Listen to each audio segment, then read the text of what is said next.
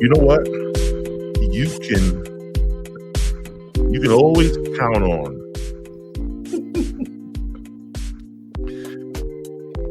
You can always count on Jeremiah to be like the first person. I know. And you know what?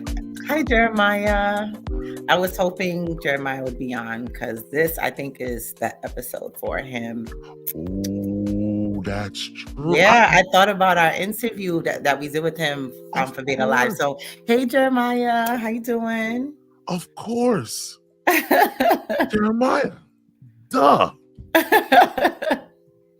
Oh, good evening, everybody. Good evening, everybody, and welcome tonight to this Confessions podcast. I am your host, Pastor Duddley, with my sister, my partner in crime tonight, Miss Ingrid Pierre. Ingrid would say what's up to the good people. Hey, people. Missed you, people. How's everybody doing? Mota couldn't be with us today, and Edsel's being a pastor, so he's finishing up a meeting. You know what? You're lucky you said that because I was going to say something else about Edsel, but I guess you're right. He's being a pastor. You're right. You're right. So I'm not going to knock him today about his lateness, even though it's not the first time. Mercy. You know what I'm saying? So it is what it is. But welcome everybody tonight to the Confessions podcast. It's the first one of the year. I'm not even at this point. I'm not even going to apologize. And the reality is, I don't want to apologize because I'm not in the wrong this time.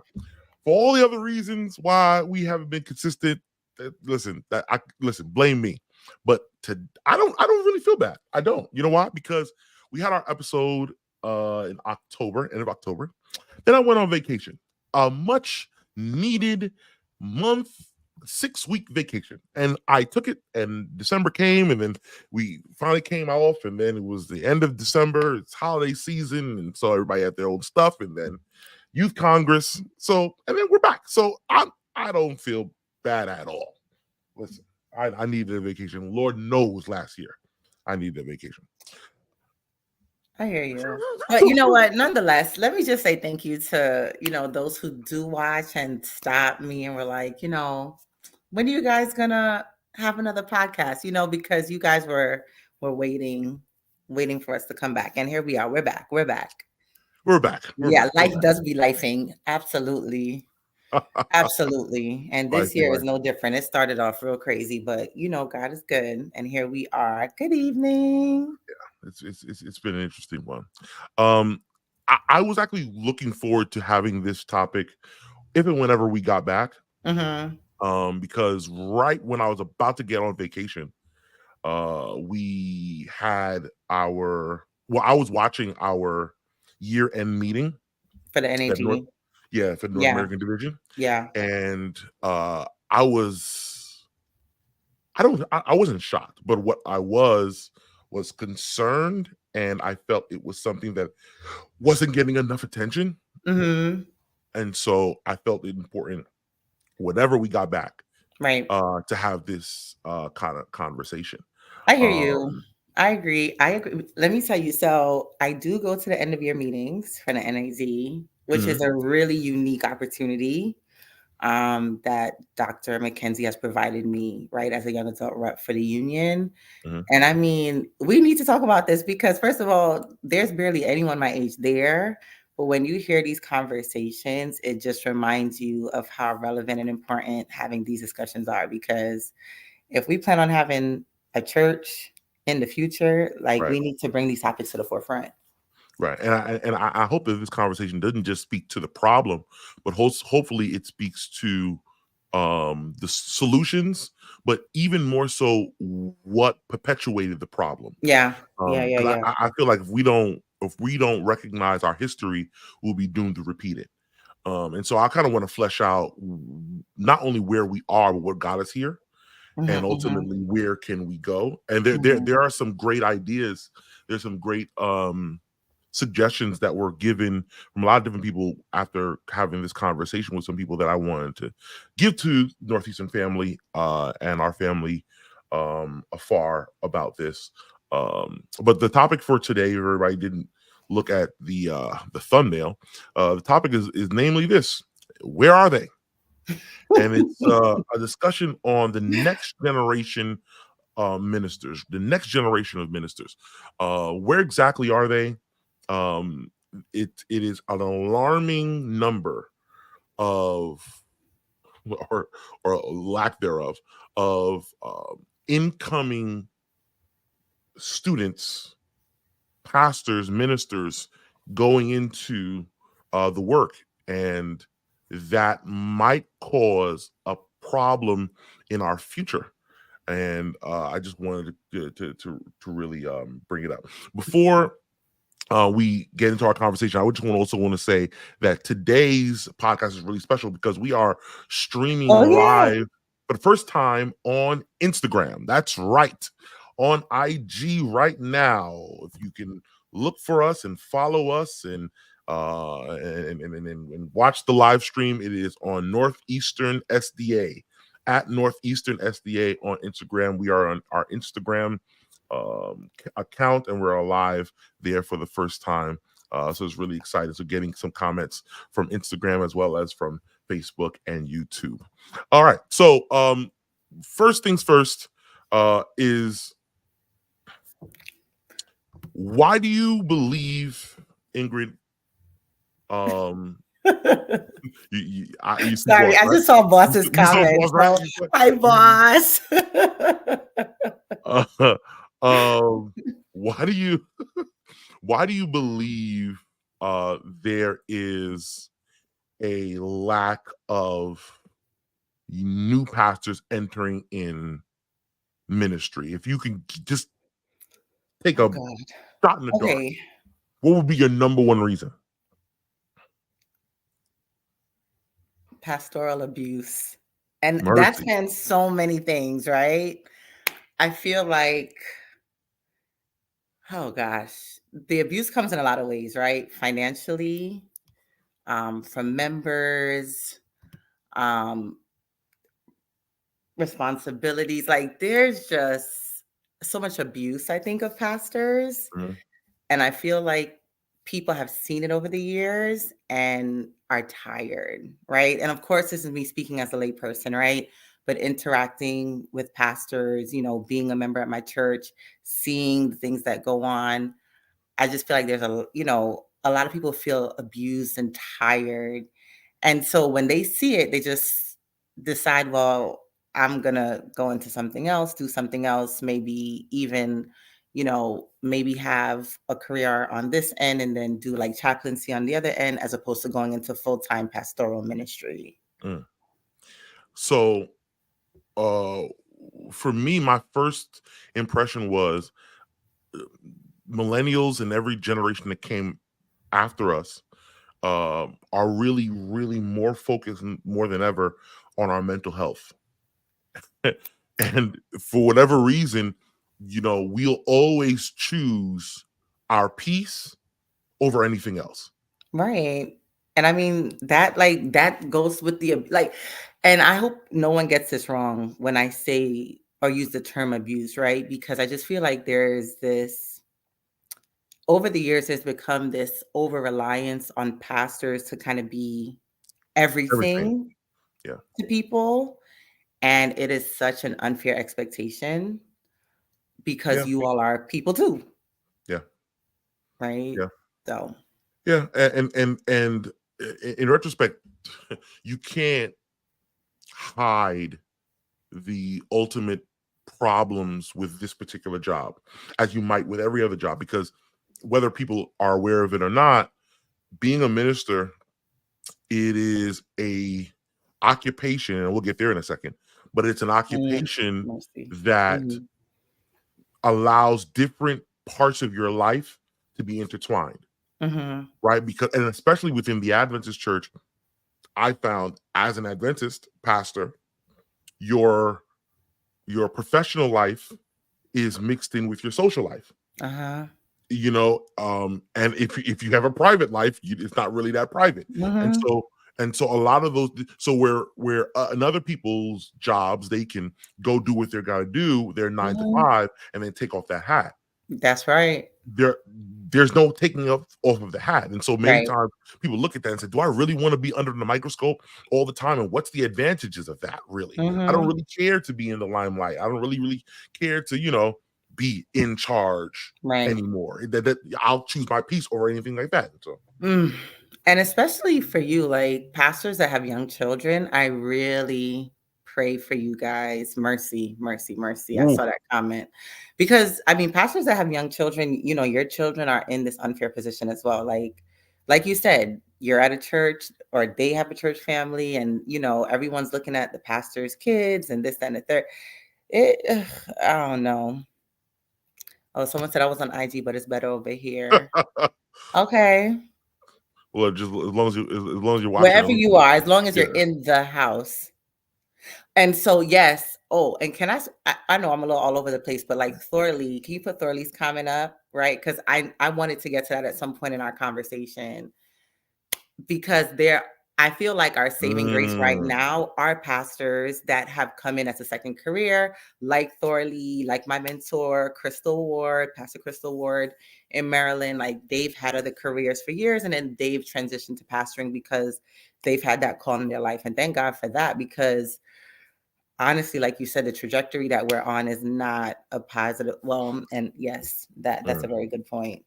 yeah, it's interesting, that whole idea of it's a call, because that's also the problem too, is that a lot of times, people aren't realizing that this indeed is not a career. It is a calling. And so I guess the better question might be with this, is God like not calling enough people, Well, I mean, you or are see, people not answering the call? you just said something interesting, right? You said it's not a career, but I feel like it has to be a healthy balance of both, right? Because while it is a call, if you choose that path, it has to become a career in the sense that it has to be something that sustains you and your family, Right. right? Because we still have to live, right? You still have to live. So yes, it is a call. It is a call that, I don't know, I don't think I am called, but I do think there has to be a coupling of the calling and the career so that people can take care of their families. Yeah, but I hear that. I hear that, but there's a problem with that. Or at Okay. least here's my fear. My fear is never getting it to a point where it's called a career, because once you label the career, then you begin to start to place ambition. Okay. Because if it's Okay. my career, I want to see it go somewhere, right? But if this is a calling, then this is not necessarily my direction. I'm led unto where the Lord calls me to be, whether it's ministry at a church with 5 people or it's the conference president. But then There let's should talk be no about that, ambition. right? Forget about the conference president part, but like, okay, even as a calling, right? Even if you start out in a church with 5 people, isn't your calling supposed to lead you to grow that congregation? Like, isn't that part of what you're called to do? Which to me is still growing who you are in your ministry. I won't Mhm. call it career or field, in your ministry. Like, because if you're there for 3 years and that y'all still have 5 people, Mercy. I feel like there's still something wrong with that part of it. So Well, there is ambition in a sense, but the ambition is different, right? It's aligned to what Christ would have you do as a part of your call. I hear that. I receive that. I stand corrected. Because as you say that, my ambition should be towards growth, towards Right. transformation of Right. my members. If you're looking at it to be that, then sure, then you can have ambition. But I guess for me, ambition in the sense of controlling the I hear. destiny of where. Yeah, I mean, Right. I know, Right. but okay. So with this challenge of being called or recognizing your call, the reality is that there are many people who aren't answering the call for whatever reason, Mm, and they're doing that for either whether their own peace, whether the pay, as Pastor Grissom had mentioned, whether the fact that there are other ministry related opportunities that allows me to have my cake and eat it too. Why do I have to be a pastor to be a minister? I can be a chaplain and be a minister. I can be an evangelist and be a minister. I can be a medical missionary and be a minister. And so it's namely the pastoral ministry, really, that we find it very difficult for people to want and get excited for jumping into this thing. And for me, I have to remind myself how I was called. And I remember, and this is I don't want to shout anybody out, right? But this story is Jeremiah. This story is for you. So I remember knowing exactly when I was called to be a pastor. Okay. And when I was called to be a pastor, no lie, I was 16 years old. Okay. It was a week of prayer at my home church, Maranatha, French, in Queens. Yes. Paul Graham was doing the week of prayer. I don't know if I've ever shared this story with him. I don't know. I don't even know if I ever shared this story with him, which this story is going to date him because I'm like 40. But he was doing the week of prayer, right? And when he was doing the week of prayer, it was like a Tuesday, like one of the slow nights. And he was doing the week of prayer. And when everyone was like enjoying the sermon and listening to what he was saying, I was sort of listening to how he was saying it. Okay, he's making this point. He's going to transition to this. Or I was kind of like preaching it ahead of him. Long story short, sermon is over. I go to him. When the service is over, my little pudgy behind, go up to him, say, Pastor Graham, your sermon was good, but, I think I could do what you do. And he said, what? He said, yeah, I think I could be a pastor. I think I could do what you do. I said, let me ask you a question. How did you know you were supposed to be a pastor? How did you know you got to call you a pastor? And I'll never forget him saying this to me. He said to me, I remember when I was young, I went up to a pastor and I told him, I can do what you do. And once he said that, I was like, oh, man. And I ran from that thing. And I ran from it because my father knew a lot of pastors. He was friends with a lot of pastors. He was like you in a lot of ways. Friends with a lot of pastors, worked and served in the church in a lot of different capacities. And so there are a lot of pastors who came to the house. I used to see them, and they used to like pour on to my father all the plights of being a pastor. So I'm like, man, this job is tough. Membership is tough. Dealing with it's tough. It's not as glamorous as you think. I mean, the glamour is sort of there in the sense that the Adventist church, it almost seems like you're on your own bubble. This is your own world. And so because of that, you feel like anybody who's the leader of that social group, that bubble that you're in, it's like lauded and put on a pedestal. And sometimes people see that and just are admired by it. But the reality is, I saw it. I said, no way, I can't do it. Absolutely, I can't do it because I've heard too many horror stories. And I literally plunged into every area of ministry except pastoral ministry to compensate for not going into pastoral ministry, i.e. Pathfinder's massive diet. You know the story. And so yeah, it was crazy. And so full story, bringing this thing to a close, at least my story to a close, is that I remember finally, I graduated with my communications degree. I'm working for a healthcare web development company. You're just doing my thing. You know what I'm saying? Making my little money. I have my little Honda Civic, my cherry red Honda Civic. Erwin knows that Civic.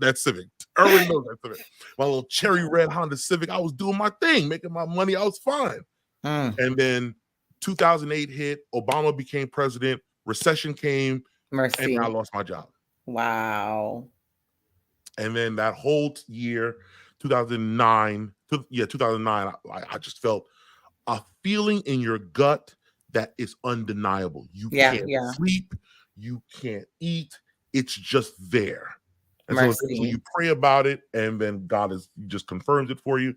And the rest is history. I went back to school, and the rest is history. But that calling, that gut feeling, that notion. It's not like I didn't know, but I ran from it until God literally had to put me in a corner and remove all other things to allow me to allow me the opportunity. I know, I saw it too. I know, I saw this comment. You know what I'm saying?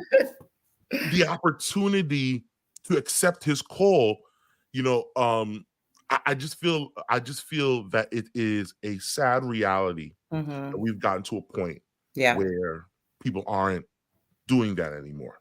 Yeah. Now, some startling information. So we got a clip. I want to play the clip, okay, and then we'll discuss the clip really quick. It is a clip. Pastor Jose Cortez, he's the Associate Ministerial Director for North American Division. He gave this report. It was a part of a bigger report from the ministerial department. If you want to go back, you can go to North American Division's YouTube and go watch it from last year. But I want to play a clip of what he said, and then we'll discuss it. Here it is. Okay. Thank you, Esther. You guys look a little bit tense, but you look good. I almost feel like saying happy Sabbath, even though I know. Very quickly, between those of us who work in leadership at one office somewhere in North America, and all of the pastors that we have across North America, we have an estimate of about 4,300 pastors. Now, for the next few moments, I will deal only with the pastors. We will highlight only the pastors who are at the local church. So very quickly, we have a total of about 3,677 pastors that pastor a church in North America. And you will see our pastors divided right here by groups. Today, if we were asked today how many are eligible for retirement, today 410 of those pastors, and I'm not talking about the people in this room, I'm talking about pastors at a local church today, 410 are ready for retirement, or eligible for retirement. Two different things, right? Yeah, I think that was a They may little not be different. ready. You said ready for retirement. He should have said Am I eligible. saying it okay? If we look at the next 5 years, some of you are looking at me funny. We're not trying anything. We're just giving you information. 880 pastors will be eligible for retirement within the next 5 years. But quickly, I want to do a comparison with 5 years ago. Where were we 5 years ago? Look at 2018. We had about 792 pastors who had the age about 5 years ago. And if we go back to 2013, we can see that we had 663 pastors 10 years ago. So you can see the trend. But the question is, how many will retire? How many can? Mercy.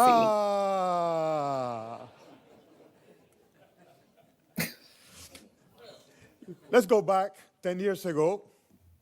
We had 663 and 290 did retire. 5 years ago, we had 792 and 430 did retire. So we have a conservative projection for what may happen during this period. We think, with a conservative projection, that if the trend holds, perhaps we will have about 480 that will retire during this time. But I want to say this. We do not only lose pastors to retirement. We lose pastors to our offices. That's us. That's me. That's me. When there is I'm not saying that you're lost, but I'm saying that we lose pastors to leadership, conference, union, and division, and general conference leadership. 10 years ago, we had to look for leaders, and we went to the churches, and we had 147 church pastors that went to the office. Wow. 5 years ago, if we look at that period of time, we had 179 pastors that went to leadership offices. And a conservative, because we've had so much change already, a conservative projection is that during this time, we will have about 150 pastors that will go to offices. But we don't only lose pastors to the office and leadership, we lose pastors also because of attrition. Mercy. 10 years ago, 256. And I'm going to say this, some of you right away when we... Real quick, Ingrid. Don't sleep on attrition. Mm-hmm. And he's about to say it too, because I obviously I know the clip. But attrition is not necessarily like, pastors who went into scandal. Ironically, a lot more pastors are leaving ministry simply because they just can't take it anymore. Right. Okay, go ahead. Yeah. Think about this. You're thinking moral failure. It's not moral failure. It's many different reasons why pastors leave ministry. So I'm just calling it attrition right here. 10 years ago, we lost 256. 5 years ago, we lost 348. And a conservative projection is that we may lose about 300. It could be more. So how do we talk about when we talk about losses versus gain? This is the one that hit me. This is How do we do it? You have the losses. You have the gains. These are the students. But now let me add a little something here. Mercy. Those in green are the projections of graduates that we will have during this time. But I want to remind you, as you know, those of you who go to interview, that not everyone who you interview is someone that you will hire. Right. So these are the ones that will graduate. It does not necessarily mean that each one of those will get a job in the Adventist church. But besides that, we have the number in yellow, the 317. These are chaplains and non-NAD students. Many of them would like to stay here, but some of them will go back to the territory, which puts us at a deficit of 427 pastors in the next 5 years. Mercy. And this is a conservative estimate, which puts us at a deficit of about 85 pastors per year. And this is our conservative estimate. Let me just go and do an estimate that is not so conservative. Things could be worse. We did our conservative estimate. But if it was a little worse, it could be to the point that in the next 5 years, we will need about 697 pastors within the next 5 years and about 140 pastors per year. Lord have mercy. So, in a nutshell, we're losing pastors for many different reasons. Absolutely. Whether through leadership, whether through attrition, and we're not bringing in the amount that we're losing. No, we're not. And I mean, when you look at the average age of a pastor right now, right? Like we said, and I'm reading the comments as you're playing the video, so many pastors right now are approaching or already have passed the age where they can retire, but they're still working. Some of them maybe because they feel like they have to, they can't afford to retire, or they see the need for the ministry to continue because they don't know how many people will be coming into ministry. But something that I saw in the chat that I would like you to kind of tell us about as a pastor, right? Somebody said like there are a lot of pastors that are not picked up, right? So what is that? Because I've heard about that. I don't know it. Most of the friends that I have that have gone to seminary, they've been picked up. So Right. What is this phenomenon of people that are not being picked up? What's the problem? Well, I could give you 1,000 reasons. Mm-hmm. What I could quickly say that would probably make the most sense is it feels like being a pastor is like trying to get signed to a record label. Mercy. Okay. Okay. All right. I hear you. Okay. Hear me Okay. I'm hearing you. It literally is. You try to put together your best mixtape. You want to preach extremely well because the people who preach extremely well get the most attention, right? And apparently preaching means that you can pastor. I mean, obviously that's a mistake, but for whatever reason, that's Obviously. that's one of the major things that I guess people look for, right? And so a lot of times the preachers get picked up quick, but the people who don't necessarily, where preaching isn't necessarily their greatest gift, may have gifted in other great areas, but preaching isn't their greatest gift. You gotta like pass around your mixtape. You gotta, familiarize yourself with different record labels, and hopefully you can get put on. And the reality is, just like life, a lot of it is about who you know. If somebody didn't know you, or you didn't work for somebody, or intern at that evangelistic series, or so on, you just won't get noticed.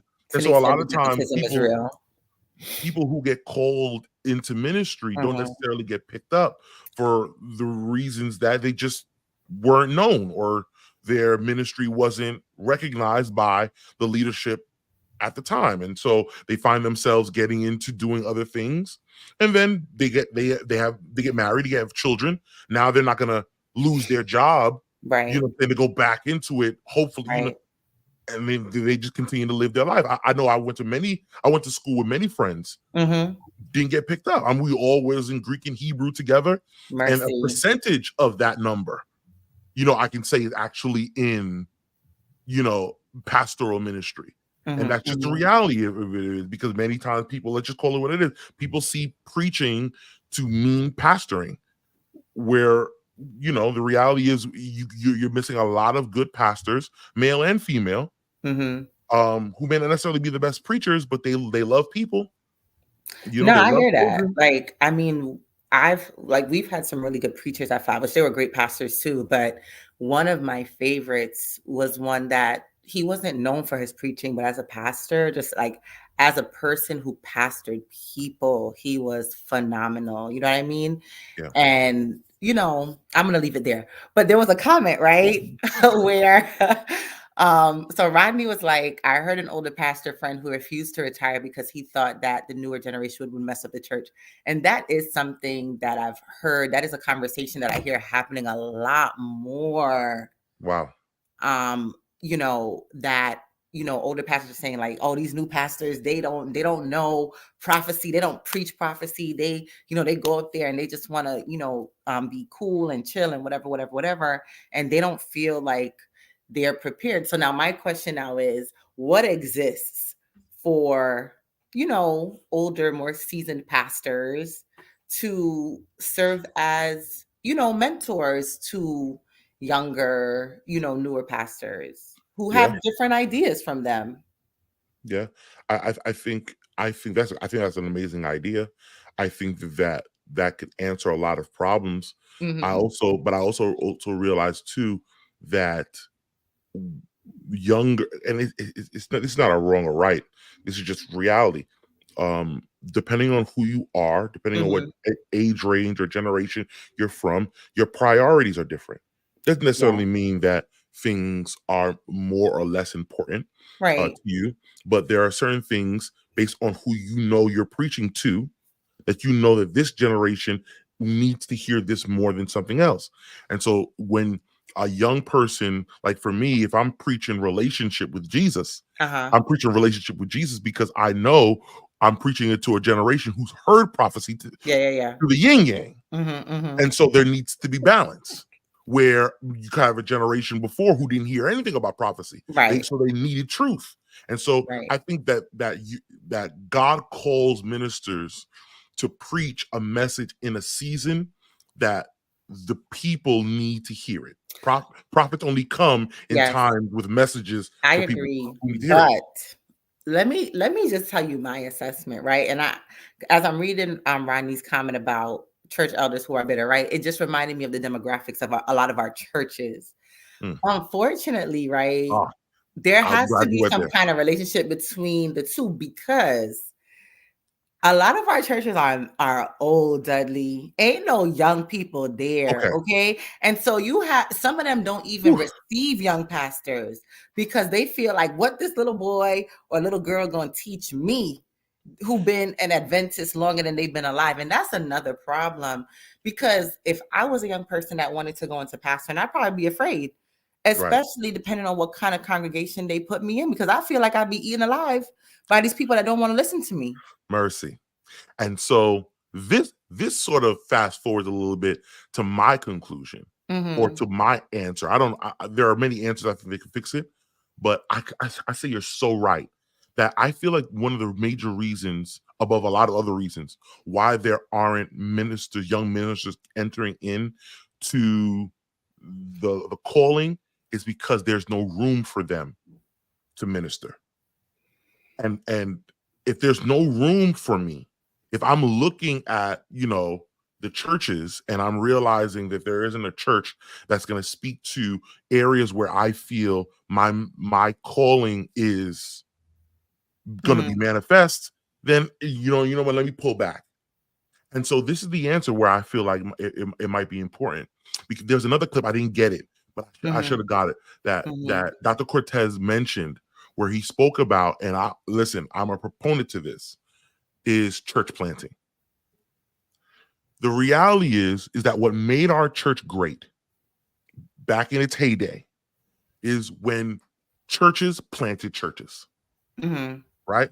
But now we've gotten to a point where, churches are not planting churches anymore. Now, granted, Duddley, a lot of it, some of our churches need to be collapsed. Are you kidding me? No, you're right. No, but hear me out. I'm not even talking about that.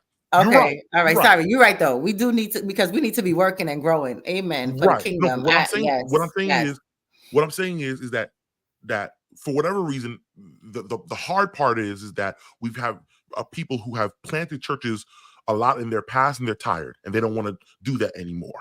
And they need us to do that work. But the problem is a lot of us and our friends have been kicked to the side for so many years. Now they're like, you know what? It's your church. You figure it out. And so that's the dichotomy that we're in. But just let me finish this thought here, that we need to plant churches, because the reality is you're never going to change said Adventist church on the block.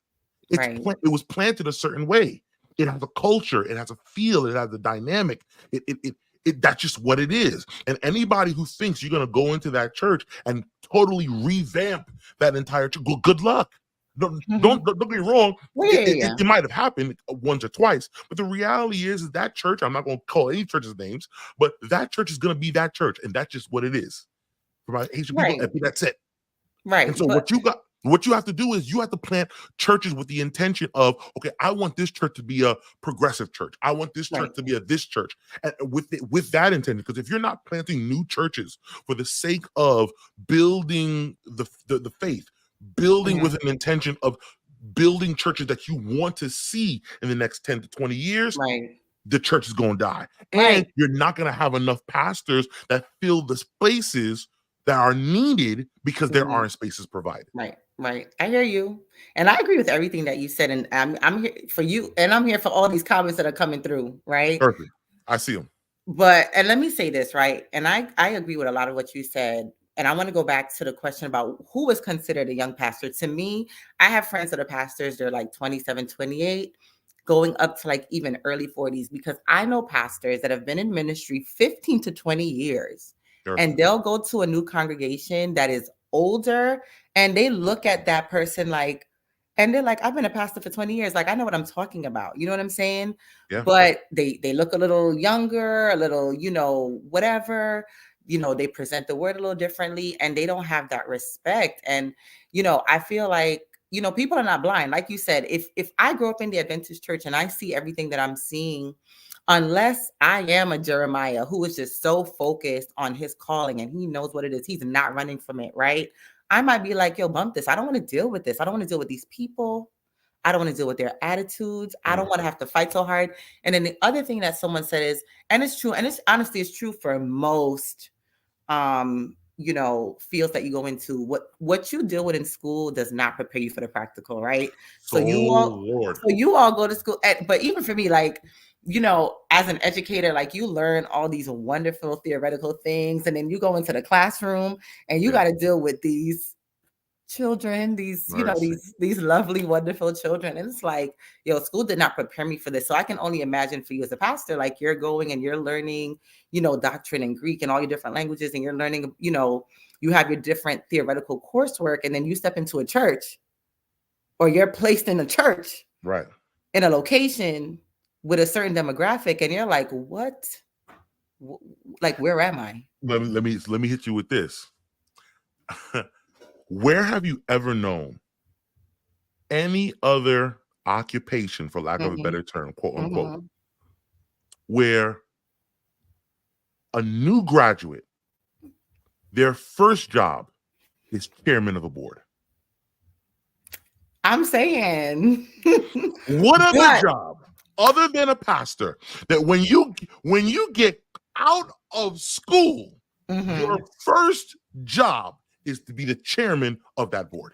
But you know what I can say to you? You're right. Nowhere, Feldini, nowhere. But Nada. What I can say is that the church like prepares us for anything, because as a non-pastor, as a layperson, right, I have been able to go into the world of work and chair meetings, sit on cabinets, have certain conversations very confidently and comfortably, because I've been on church board, and because I've been in business meetings, and because we've learned, you know, rules of order and how to do motions and all that kind of stuff. So you're right. It is nowhere. But y'all got this. You got this. and so that's the reason why. So it kind of merges my idea with yours, is that now more than ever, I think we can find different reasons as to why pastors aren't entering into ministry till the cows come home. But for the sake of the church, I feel one of the big things that we need to get back into is lay pastors. Okay, I'm listening. Volunteer pastoring. Take, for example, Pastor Claudia Allen. Hey, Pastor Claudia. She's amazing. Pastor Claudia Allen. She's a lay pastor for Emmanuel Brinklow, SDA in Virginia, right? Yeah. And there are many pastors who are planting churches who didn't go to school to be pastors. They're lawyers and, you know, plumbers and whomever, but they felt a call to plant a church. They felt a call to push the church forward, and so they did that. And so I think that amongst all of the different concerns that we have towards ministry, there are different avenues for us to do so if we begin to start to realize the importance of mission. If the church is still not in mission, if we are not mission oriented, we are lost. And I think one of our biggest problems as generations that are younger is that we lack the sense of being missionary oriented, to the extent that we aren't so much concerned about the growth of the church as much as we are concerned about the care of our community. I think we need to keep that same energy, because we saw such a lack of love towards our community. Our generation just poured towards community activism and trying to do things for the community, and it's to the detriment of what's happening at home. And we need to balance that level of energy and be able to speak to the urgent cry that our church needs leadership. It needs young lay pastors, if nothing else, to push the church forward. And okay, so and someone was like, well, how does that make it easier? So in my mind, listening to you, like, if you have lay pastors, especially people like Pastor Claudia, that she has the ability to do certain things with a particular attention to focus and like dealing with the community, right? If I'm a pastor and I have a lay pastor like Pastor Claudia, like, she's going to take that off my plate. Like, she's going to take that and run with it. And she's going to be a leader in the church. And I feel like, essentially, correct me if I'm wrong, that's what you're saying. Like, pastors need help. They need other people to assist. And I feel like, but you have to know that, right? You have to know what areas you're strong in as a pastor and what areas you can use support in as a pastor. And that's one of the things, you know, some of the best pastors that I've experienced as a lay person have been pastors that have said, okay, Ingrid, you know, this is my area of weakness. Like, how can you support me in this? And then I provide that support. But then there are other pastors that are like, well, I don't have any areas of weakness, so they don't feel like they need help. Yeah. Pretty much, like for the sake of filling vacancies, because like it's impossible for one person. You all try so hard, but that's why lay leadership is super important in my opinion. It's very important. I want to go back a little bit to the reasons why pastors leave. Some from retirement, some from leadership, and what was the last one? Attrition. Some from attrition. I'm just gonna tell you what it is. Okay. Ingrid, I'm gonna tell you what it is. I'm listening. I don't believe. Not only our problem is we don't have enough ministers coming in.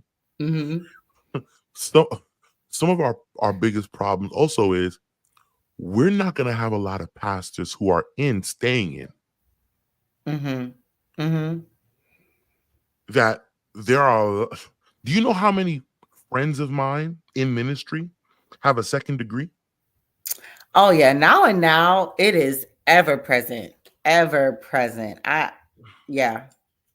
How many people who the reality is too, they are planning an exit. Okay. All right. So how do we combat this? Because no, you're right. And so I know a couple of young pastors that have said outright, like, I don't know how long I'm going to last, right? They're trying, but they say, I don't know how long I'm going to last. They come in with a very different work model, right? And off the back, they receive so much pushback that it's like, I don't think I'm going to last here. Start building tents. Lord have mercy. We need a tent revival. Mercy. Yeah, and so the reality is that there is a quicker level of burnout. Yeah. There is a deeper appreciation towards people's health and joy and well-being. People are seeing pastors who have been working for 40, 50 years, and then the church has taken literally their life. And then when they finally retire, pastors are dying like 1-2 years after they got retired, to the point where it's just like, whoa, do I really want to do this? There's a lot to consider. So let me ask you about this comment, right? It says the original model was that was the ministers planted churches and the elders took care in the church. Yeah, that was the original model. Yeah, but I mean, that doesn't first of all, do you see, okay, please nobody kill me. Do we see some of the elders in our churches today? What about the elders in our churches today, Ingrid? What are you trying to imply? Okay, what I'm saying, is that there's a couple things. Some of them don't have the time because they have careers and all kinds of things, right? Because number one, right, there are a whole lot of older men that would be made elders before me. I don't want to be an elder, but I'm just saying, like, they are considered because of the profession that they have, not the availability, right? Then there are others that are elders for elders' namesake and have no intention of caring for the church, doing visits, caring for the church in the way that was originally meant for it to be. Mercy. Right? And so they're elders on Sabbath. Okay. And what good are they to the pastor? Please tell me. Well, who elected them? You right, girl. Who elected them? It's church. You know what? Let me stop. The church elected them. Dr. Harvey, my pastor could be watching this. Let me just be quiet. All right, go ahead. Listen, I feel that there are many leaders that has been called to leadership that might have bitten off more they can chew, maybe not necessarily been prepared for it, etc. God knows why everyone's called for their particular reasons. What I will say though is this: is that the pastor-elder relationship has sort of been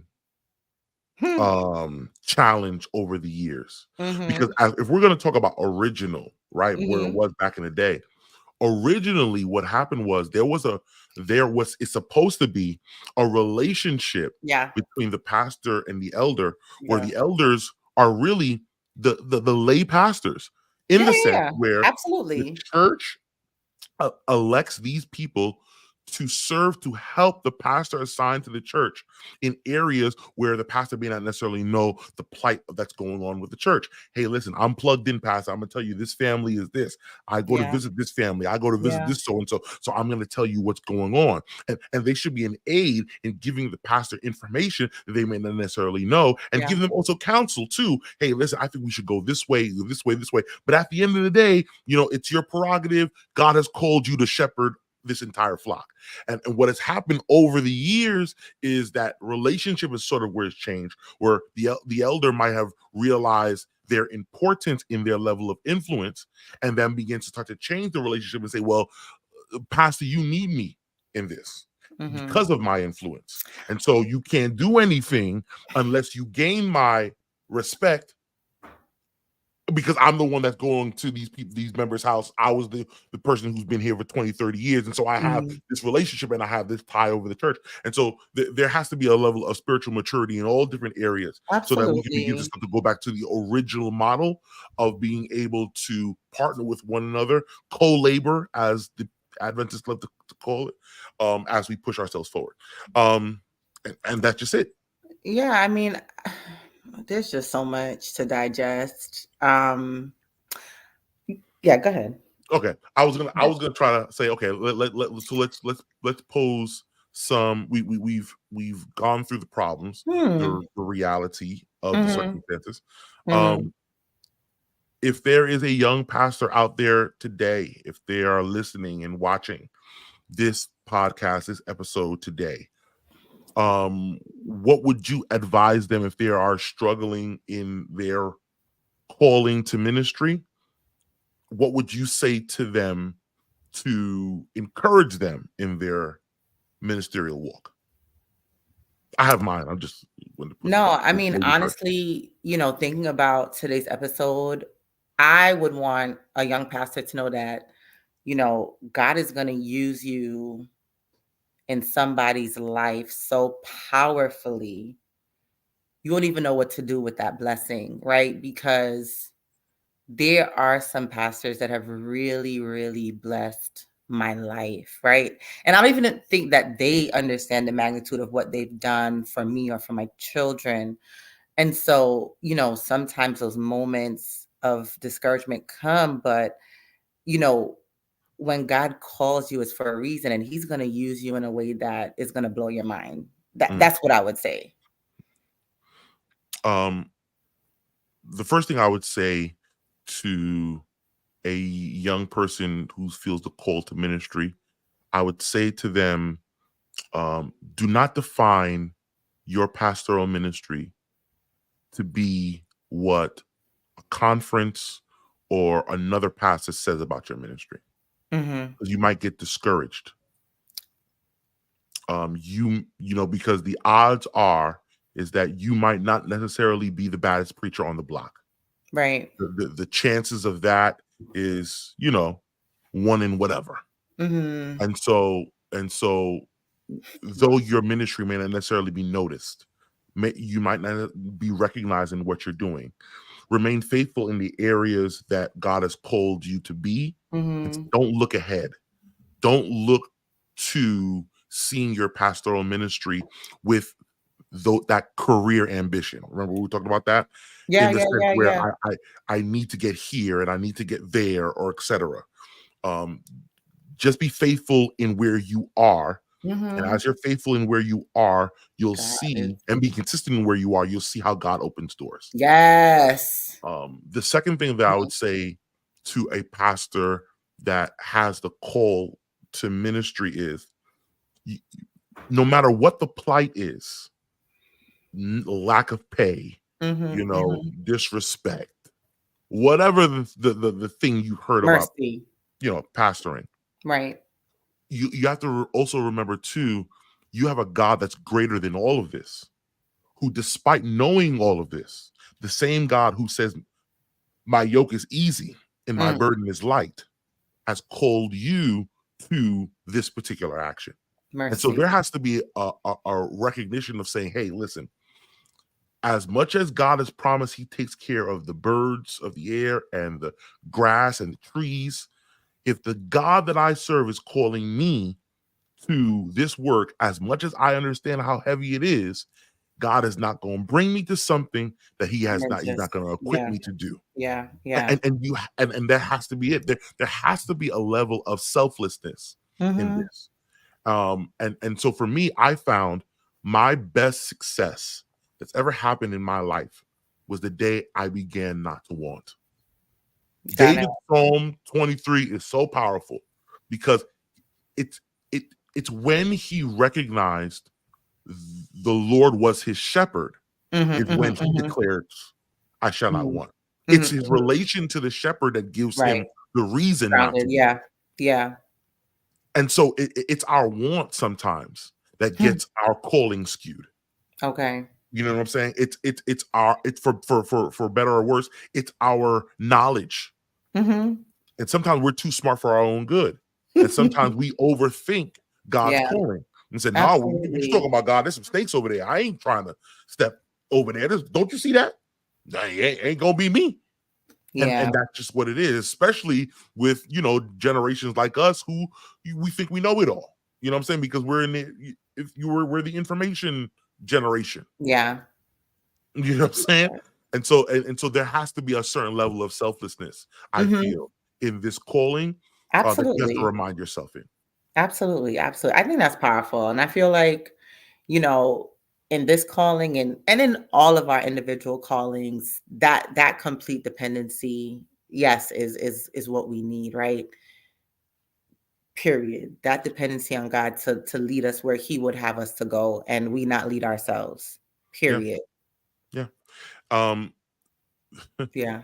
The final thing I'll probably say with this tonight is to mention also the importance of seeking good mentors. Yeah. Oh Lord, I didn't understand the importance of mentorship. I really didn't. I didn't understand the importance until later. That having someone to call, having someone to convey your fears, someone who's been there and walked through it is so important. Any young pastor, if you have a fear of entering into ministry, find yourself somebody that's going to give you the real. That's going to tell you exactly how it is, how it feels, your disappointments and so on. So it becomes tangible for you. Go ahead. So let's talk about that because I don't know if you just saw the last comment that No, I didn't. Gary made.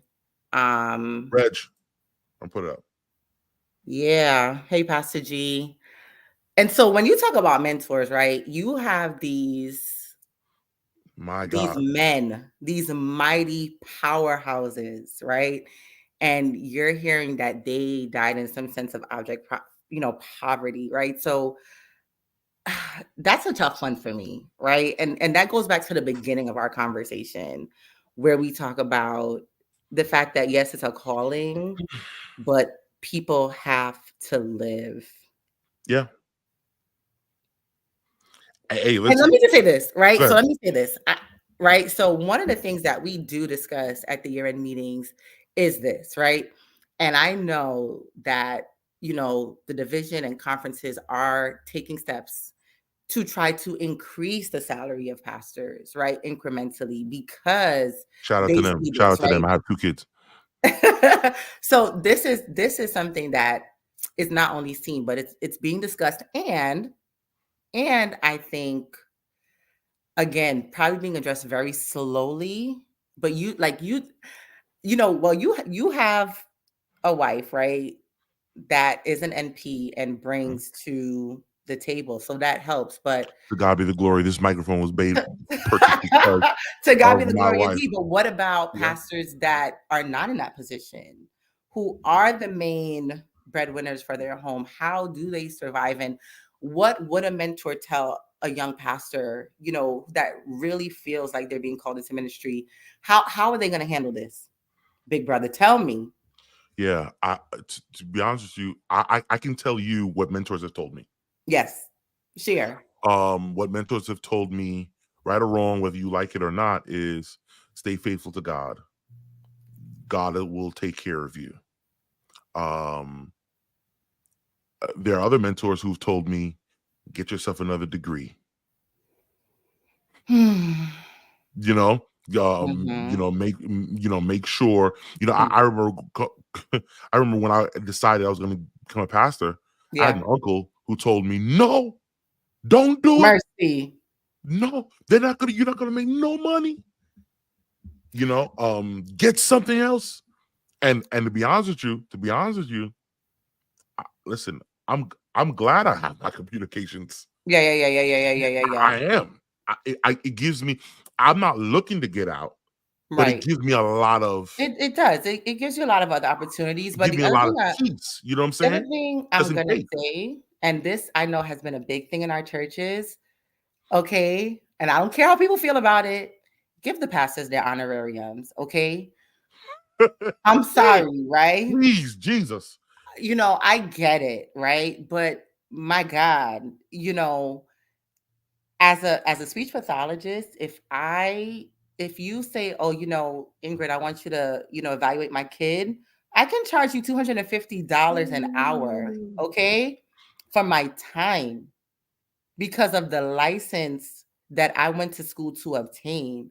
So, I mean, if I want to invite you to come because I feel like, you're going to break the bread of life, why I can't give you an honorarium knowing that your salary ain't good?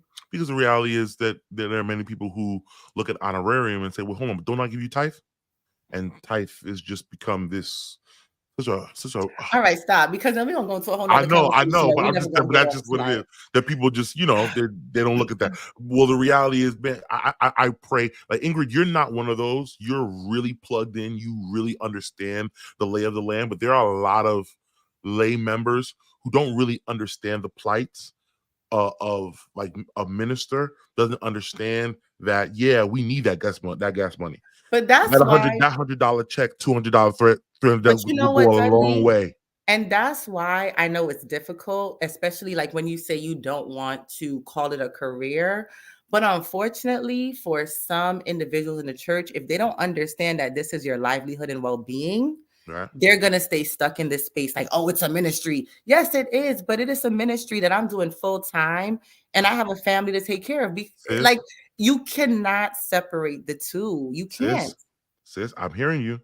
Because your children need diapers and food just like everybody else. But there's a generation that's going to push back to you and say, well, the Son of Man said foxes have holes. And you know what I'm saying? Like there are going to be people who are going to say, listen, you know what I'm saying? Paul journeyed X place and all this different stuff. Like, you know what I'm saying? Like ministry is not about that. When you sign up. Okay, so then when they call you at midnight because they have an issue, please send them to voicemail. Okay. Hey, so that's also, so the pastor has to begin to start to really understand and set boundaries, priorities on what things are important or not. I remember Pastor Grissom said in the chat too, it's important to I think it was that set up budgets. Pastors weren't budgeting well back in the day. Reason why they retired and they died and they're still picking up money at collections is because back in the day, people weren't budgeting really well.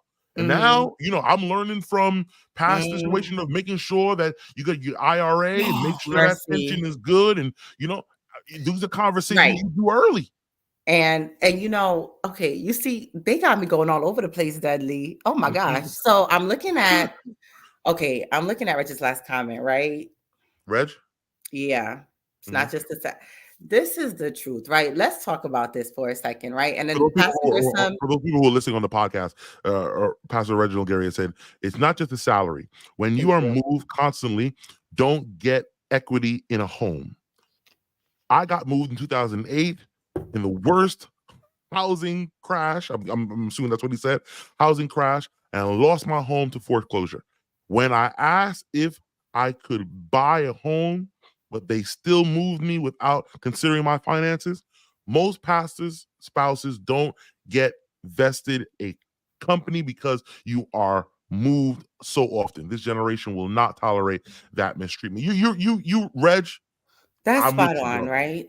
So let's pause there for a second, because Pastor Grissom also mentioned that some pastors are leaving regional work to go to other conferences. He didn't really know the relevance in this Right. conversation, but let's talk about that, right? Because if you are a pastor, Pastor Pastor Alex is using his iPad. Oh, sorry, Pastor Alex. Sorry, all right, go ahead. That's you. Yeah. Everything I So, just said is Pastor Alex. I'm sorry, my bad. okay. So, but that is a good point, right? Because as a pastor, you all are moved to churches every, 5-6 years, however often.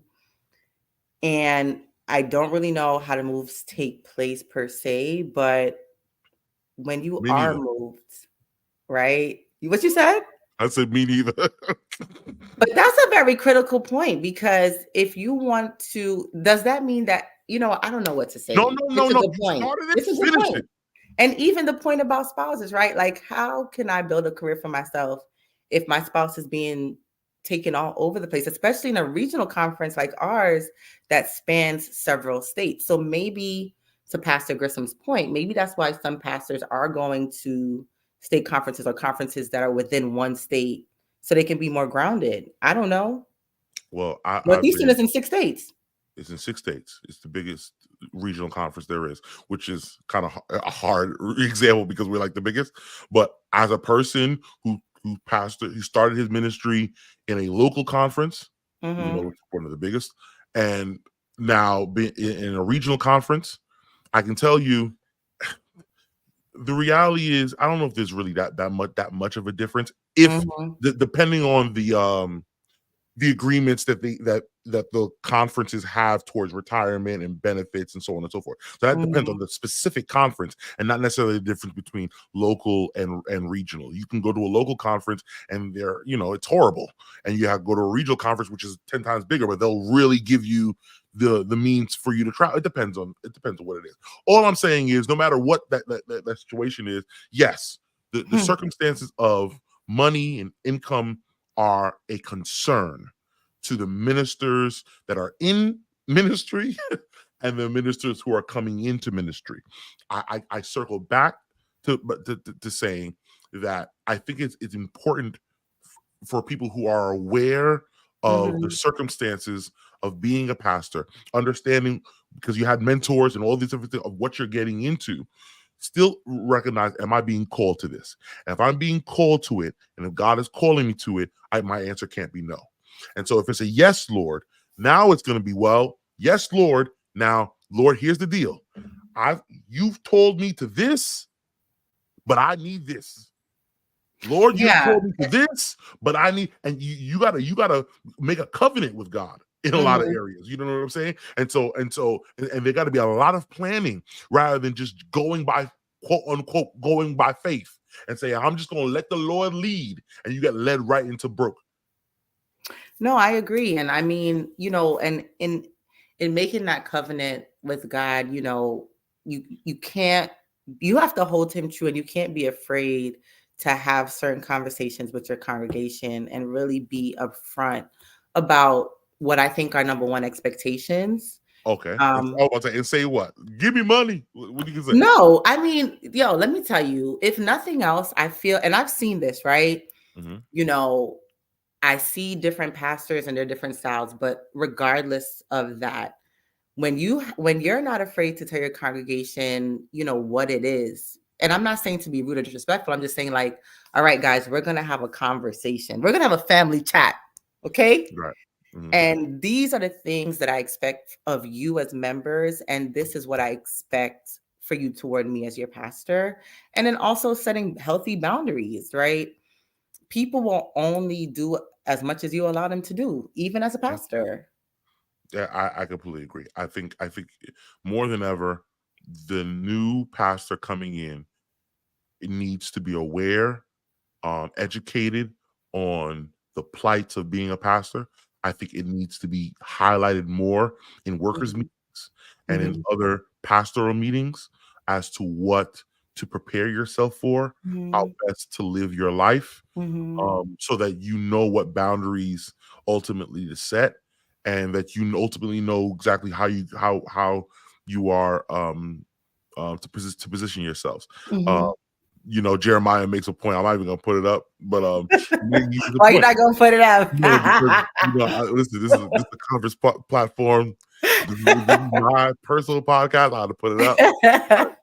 We hear you though, Jeremiah. We hear you. We hear you. And it is true. There's an inconsistency. I could say that, but because reality is there are certain churches and certain pastors who leadership sees certain things in, and they, there are a lot more benefits to certain people depending on who they are, and that's just what it is. So that's going to be one out of the X amount of pastors. So don't try to aim to be that great preacher or whatever the case may be, because most likely you're not going to be. Most likely you're going to be, a person who's just passionate about the Lord, has a great talent in other things, children ministry, youth ministry, communications, whatever it is. And that's the thing that's plugging you into the church. And so remain faithful in that. You know what I'm saying? God is going to use you. He's going to use you. God is going to use you. You know what I'm saying? It took me, can I just tangible, transparent moment. Yeah. It took me a long time to find my preaching voice. It took me you found it, brother.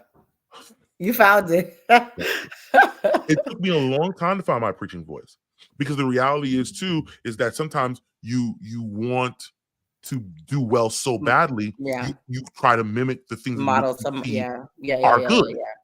And so now you try to sound like people that you're not. And so I began to start to realize, okay, I'm never going to be my president. I'm never going to be Abraham Jules. So I'm going to stop. I'm going to stop trying. I'm not going to do the cadence. I'm not going to do the rhythm. I'm just not. That's just not me. Yeah, I didn't go to Oakwood. Don't shoot me. I didn't go to Oakwood. Don't shoot me. I didn't go to Oakwood. So I'm not going to do that. That's just not me. Okay. But what I did find over my years is, instead of trying to sound like something, I need to figure out the audience that I'm speaking to and speak to that. And once I began to start to fix my, my goal and just not really care about what people thought about and just do the work that I felt was natural, then I was able to be me. And once you're able to do you, then it becomes easy. And so again, why I say that is that my vice for ministry was youth ministries, with obviously communications. Ironically, I'm the associate youth director, the communication director. But those were my strengths. Those are the things that I plunged myself into. And so you might not necessarily needed that then, or I might not necessarily have been recognized then in the past. But if you just remain faithful, I'm telling you, I'm a living testimony. If you remain faithful with what you're doing, with who you are, which is be authentic to who you are and what God has called you to become, you get my great job. Yeah. What I'm saying? No, but I mean, it's the truth. And I think being your most authentic self is the key, right?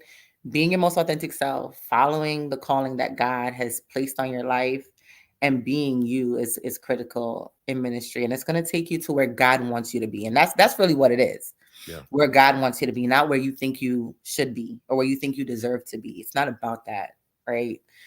But I mean, I hope that there are young people, young adults, or even those who have been running from their calling, running. That are watching this, that will maybe, tune their ear into what God has for their lives, right? And recommit themselves to following the calling that God has over their life, because it's not too late, and you can make a difference. I mean, I know it sounds cliche, but it's the truth. Yeah. It's the truth. I hear that. Well, he be spitting bars. Yes. He be spitting bars in the pulpit. Is that to me? Thanks, Valdini. He just, Oh. I was just at his church. That's sorry. And that's why. That's why he's saying that. I was just at his church on Saturday. Well, family, listen. I don't necessarily know if we'll have all the answers to it. Never. Obviously, we won't. Never. But I think it's important for a conference that if we care about our church, that we understand that this is the reality of our church. It is. You got to really read the room and recognize the red flags, understand the signs of the times, because they are telling. And the reality is that there are circumstances that are called a lot of ministers to fall out of it.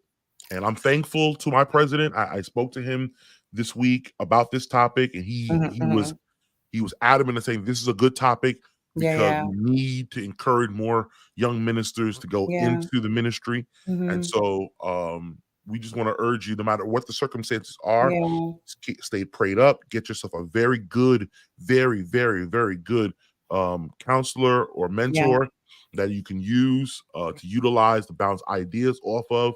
Plan yourself strategically, ask the right questions about finances and about personal mental health and strength and boundaries and all of these different things when you walk into it. Be more prepared for the calling that you are walking into.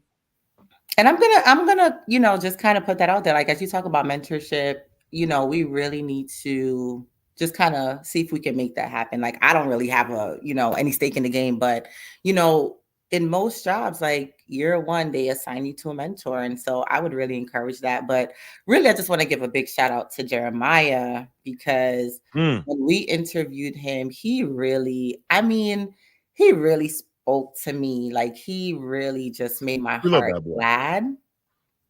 And so I'd really like to see him, give him an opportunity to talk to some more young people too, about what their calling is and how they can just follow what God has for their lives the way that he is doing so well as a teenager. Because we need our church to have a future. I need a church for my daughters, right? They're 9 and 10. Like, I need them to have a church to grow up in. And if God delays his coming, to have their children in. But right now, it's not looking as bright as we would want it to. So we need to take care of our pastors and, encourage others to become pastors. Yeah, I agree. Absolutely. And I would say also to Jeremiah and to all the other pastors, up and coming pastors that is there. Listen, stay humble. Stay humble. Yeah. In all things. Humility is key. And stay approachable. Stay approachable. Speaking of pastors. Hey! First of all,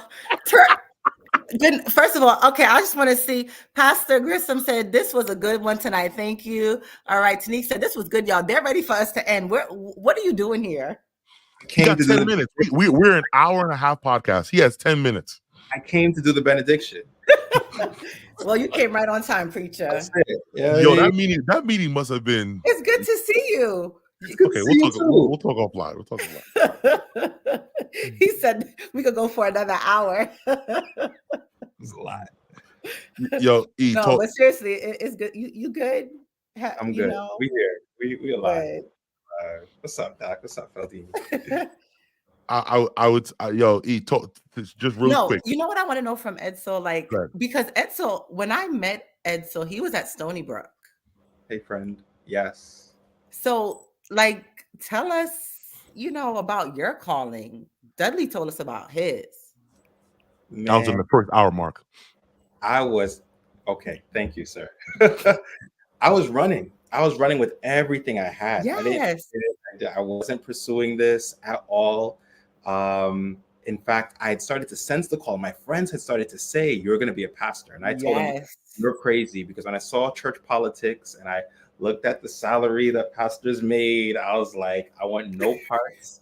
I was like, I can be a good Christian. Because while Duddley was running the Bible Unplugged. In Brooklyn. I was running Friday Night Live, which turned into First Resurrection Ministries. in Queens. So it's like we had our boroughs of like influence where we were doing our Friday night programming, and I was hosting. So because I was hosting, people started asking me to preach, and I was like, okay, sure. So I would go and I would preach, and it was crazy because I had this experience where there was a stretch where people were asking me to preach on various topics, and before they would ask me to preach, I'd write a sermon on that very same topic, and then I get a phone call.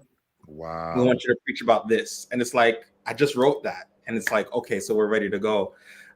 So people started saying, all right, you're going to be a pastor. And I was like, no, thanks. I can, get a well-paying job and do other things. No, we are not going another hour. No, no, we're not doing it. So what ended up happening after I graduated from Stony Brook, I went down south for a youth conference, and I started to see ministry just in a different light. I saw it more organized and more effective and more strategic than I'd ever seen it before. And there I accepted the call to ministry, went back home, told my parents that I feel like God is calling me to ministry. Mercy.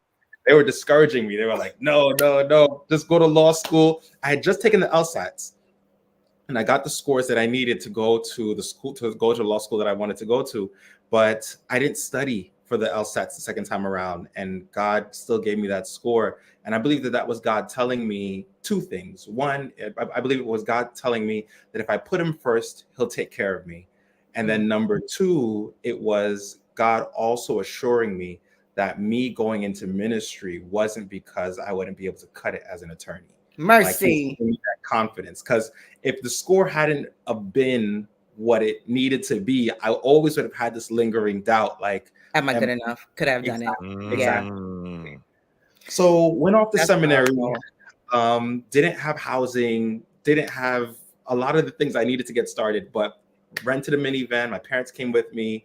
They dropped me off. When I got to campus, I got housing on campus because I didn't have a car. And even then, I was telling everybody, I'm not going to be a pastor. I'm going to be a chaplain. I'm going to do something else because I was just in denial. But then on campus, like, doors and opportunities just kept opening up. And finally, my final year of seminary, I was like, all right, God, like, if you want me to be a pastor, fine, I guess.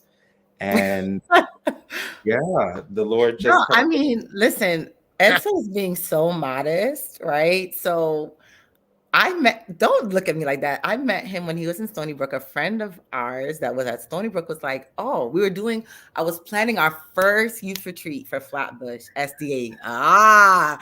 And he was like, yo, I got the perfect dude. Like, he goes to Stony Brook. Like, what do I want him for? Like, but Edsel came to our first youth retreat for my church. And I mean, like, he changed our lives. Crazy.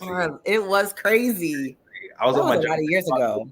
I was on my Jonathan Kwaku back then. That's what I was doing. Yes. I was like, yo, who is this dude? And we just kept inviting him. Like, when he was at Andrews, like, he would come and do stuff for us. I'm like, yo, this dude is gonna be somebody. Like, yes. It's so crazy. Yeah, you have a powerful calling over your life. I'm glad you followed it. Yeah, that's what we need. I'm grateful. I almost jumped ship during the pandemic. Really? Yeah, I was almost out. I was like, I don't know anymore. Wow. So what kept you? Going back to school and getting the tools that I got as a clinician, as a therapist, really, it helped me start doing this in a healthy way. The reason I almost jumped ship was because the way I was doing it wasn't sustainable. It was taking too much out of me, to the point where I got sick. My final year at Cambridge, and I was just doing it the wrong way. I wasn't taking care of myself, and I didn't know how to manage the emotional, psychological stress, and that was having an impact on my body. So it was too much. But it's crazy because now that I've developed these skills and tools and coping mechanisms, it's like I'm doing twice as much that I did at Cambridge, but I'm much healthier. Yeah. Nice. Because of the boundaries. Yeah. Boundaries. Yes. And also, when you don't know who you are, man. Hey. Figured out who you are in ministry. Man. Yep. Like, there's something they call like the post-Sabbath hangover, where it's like after you preach or post-preaching hangover, Oh, where it's like you wake up the next day, you're like, I can't believe I did that. I can't believe I said that. And that thing can follow you the whole week. Yeah. Like, and you're just beating yourself up because of that 1 or 2 mistakes or 5 mistakes, however. So Rodney Griswold. Yo, E, do you watch your sermons back? No.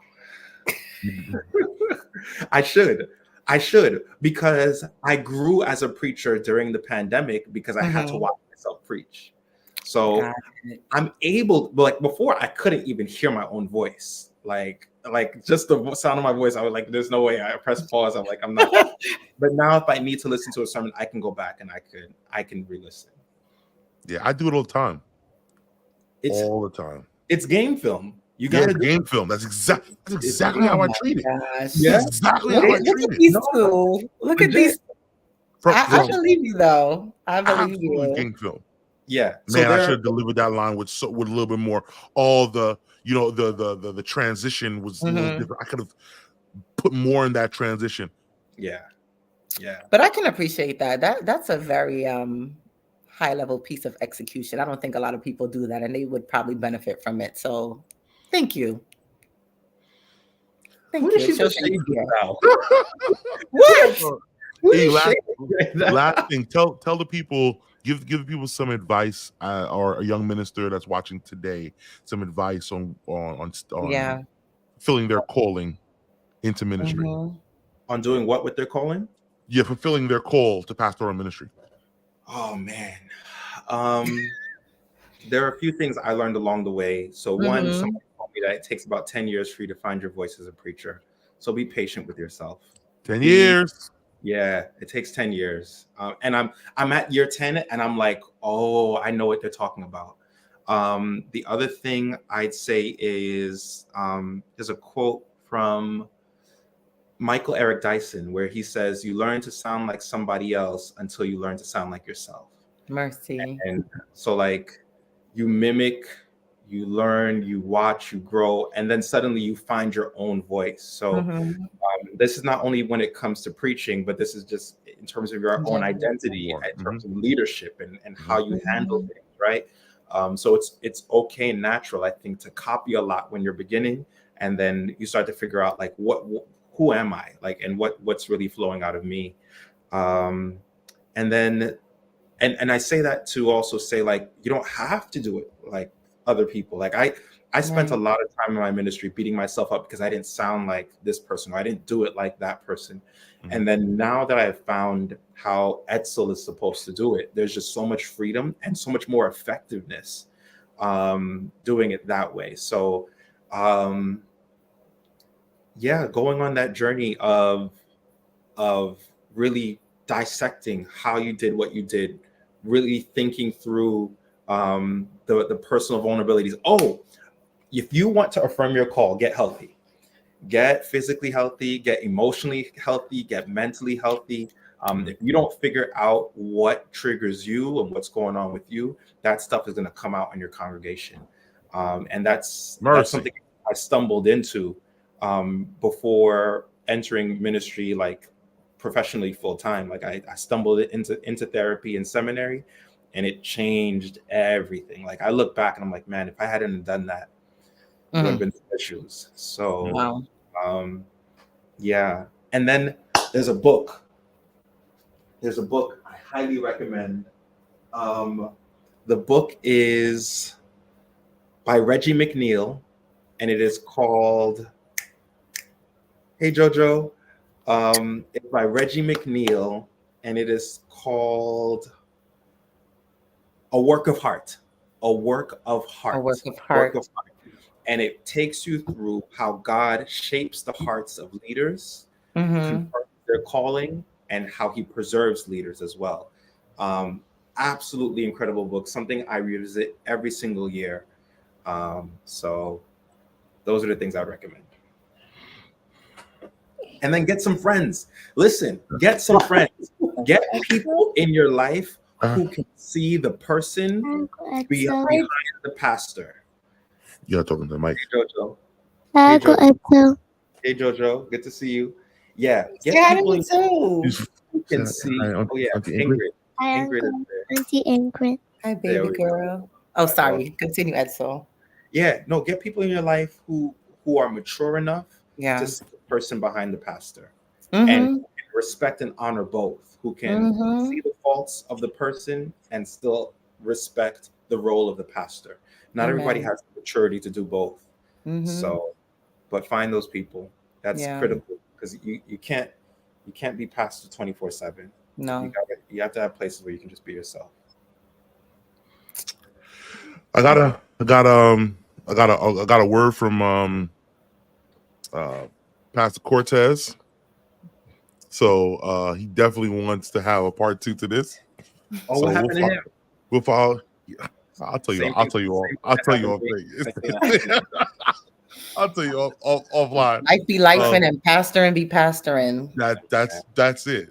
Listen. But I wanna thank everybody for being with us today. We had a great crowd tonight. Yeah. Great, Thank you for your consistent crowd tonight. comments. You know why? Host? Because they missed us. Yes, and we'll be back. We'll be back before February is over. Yes. Or with another episode. And I'll be Praise on God. all time. I'm not gonna be on my Michelle Mota next time. Excuse me. That's Michelle Mota Poiser to you. Thank you very That much. is Oh, excuse me. True. Don't get it twisted. Poiser. Okay. Yes. But everybody, thank you so much for being with us today. We hope you guys enjoyed. And for us, I think it's a wrap, everybody. Night. From all of us. Hi, Jojo. Now you gotta say it real loud. Say bye, Northeastern Conference. Bye, Northeastern Conference.